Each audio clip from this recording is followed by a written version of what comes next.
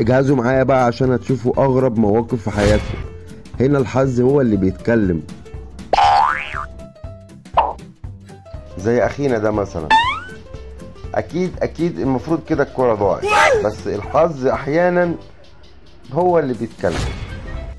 زي البنت دي مثلا، سكرانة طينة وكانت هتموت. هنا الواد ده مفكر نفسه كريستيانو رونالدو فحب يتدرب على ابوه. هنا الواد كحة خلى الباب يقع على دماغه. ايه الكحة الغريبة الخارقة دي؟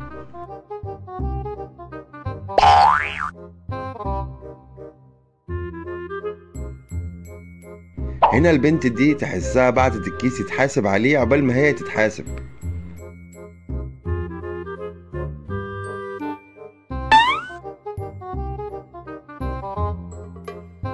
هنا الراجل ده كان بيرخم على القطة، راحت القطة واخد حقها. هنا الفيديو ده بيعلمك ازاي تختاري شريك حياتك. هنا الحرامي جه يثبتها، راح الراجل بتاعها راح جاري على طول، فالحرامي ثابت عليه نفسه، راح مديها الحاجة وقال لها ما تمشيش معاه تاني. اختاري كويس بقى. هنا الناس دي تحسها رايحة مشوار اسود، فراح حصل معاهم الموقف ده.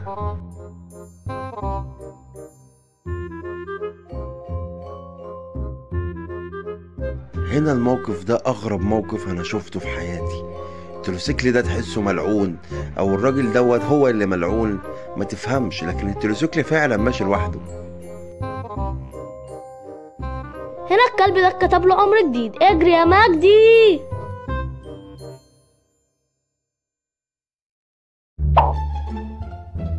هنا الراجل ده في امان الله في فيلته ويحصل له موقف من اغرب المواقف اللي ممكن تشوفها في حياتك.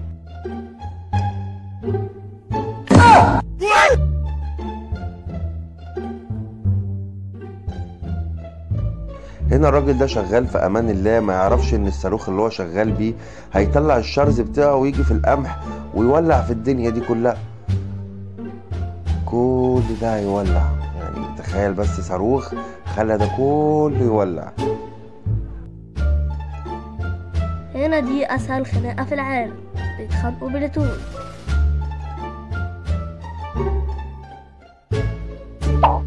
هنا الكلبين دولت هما ماشيين لقوا كلب لوحده، يسيبوه؟ لا، يهجموا عليه، يلاقوا مجموعة كلاب يعملوا ايه بقى؟ يرجعوا تاني.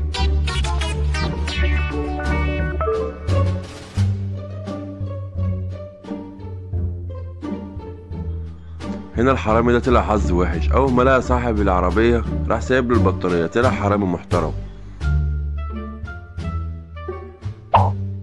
اكيد الراجل ده مراته مطلعة عينه، فقام واخد حقه في الملكان.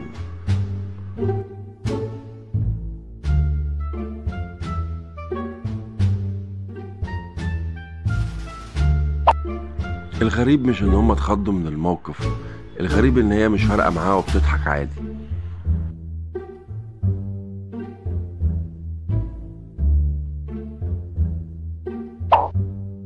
مع انها كيسة عادية بس هي مستقصداه، تحسها شبح. ايه كان هيبقى موقفك لو انت كنت مكانه؟ اكيد كنت هتروح تشتري تاني زي ما هو عمل كده دلوقتي. ده اسرع حرامي انت ممكن تشوفه في حياتك. عمرك ما تتخيل ان هو في ثانية الا ثانية من غير ما يكون هو متوقع انه يقابل الراجل ده ويسحب منه التليفون بالسهولة دي. ان الراجل دوت حظه ايه؟ عناب، تليفون سرح لوحده ودخل جوه.